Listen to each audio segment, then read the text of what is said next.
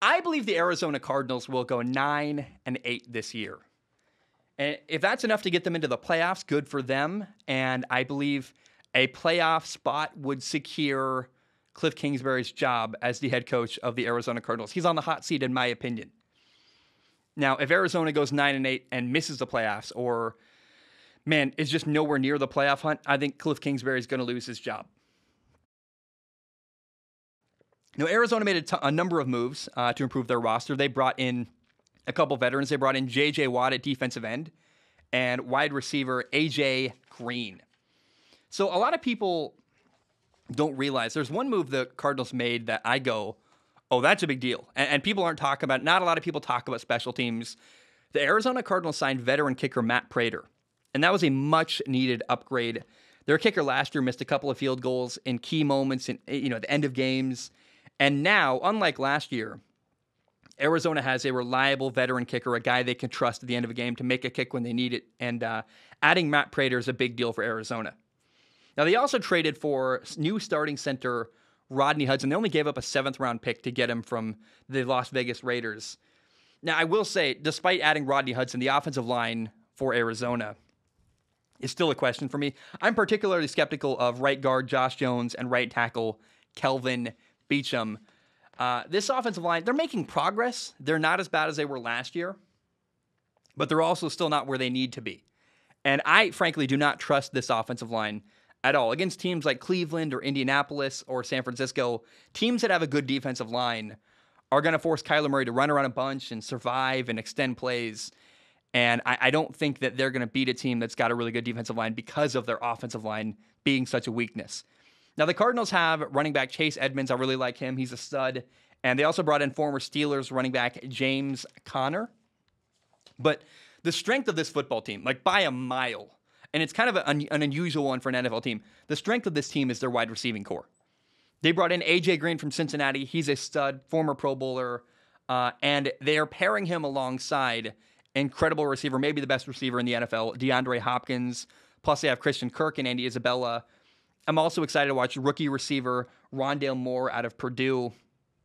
This is one of the best, if not the very best, receiving core in the entire NFL. Now, it's a weird thing to be dominantly good at because receivers are great, and they certainly alleviate a lot of pressure, but if your quarterback's on his back, getting hit all the time, it's not going to matter. So offensive line is key for the Arizona Cardinals, and they got to get the ball out of Kyler Murray's hands really quickly. I hope they move him around a lot outside the pocket, rolling him out, or hopefully he extends plays.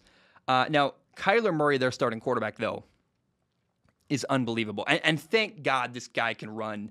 He's one of my favorite young quarterbacks in the NFL. He's got a massive arm. I know he's a shorter quarterback, but Kyler Murray's arm strength is actually supremely underrated.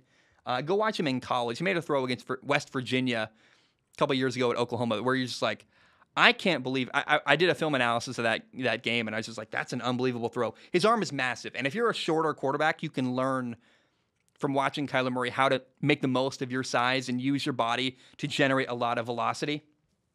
Now, Kyler is an explosive runner. Like, he's a really, really quick dude. His ability to extend plays and make people miss in their perimeter is unbelievable. Like, I've never seen a quarterback get to the outside as quickly as he can. He makes people miss. There was a run, was it 2 years ago? Last year? I don't know. He beat every linebacker to the outside and got an easy touchdown. Like, his ability to get to the sideline and beat people to the outside is just crazy to me. And he's also a great passer, like truly a one-of-a-kind talent. A lot of people compare Kyler Murray to Lamar Jackson because Lamar Jackson's another quarterback who can run. But frankly, Kyler has a way, way better arm than Lamar Jackson. Now on defense for Arizona, you have two guys coming off the edge. You have Chandler Jones and J.J. Watt. Both guys can get after the quarterback.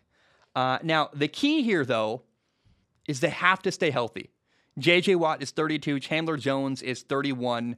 They're both on the wrong side of 30, and they both have an injury history. Now, safety Budda Baker is one of the best in the entire NFL. I'm very, very excited to watch him. The Cardinals have a couple young linebackers. Zaven Collins is a rookie. Isaiah Simmons is going into year 2. They were both drafted in back-to-back years in the first round. I'm excited to watch that. And Arizona, look, they've got enough talent to win some games, but they are not good enough to go on a very deep, long playoff run. They go 9-8. That makes a lot of sense to me.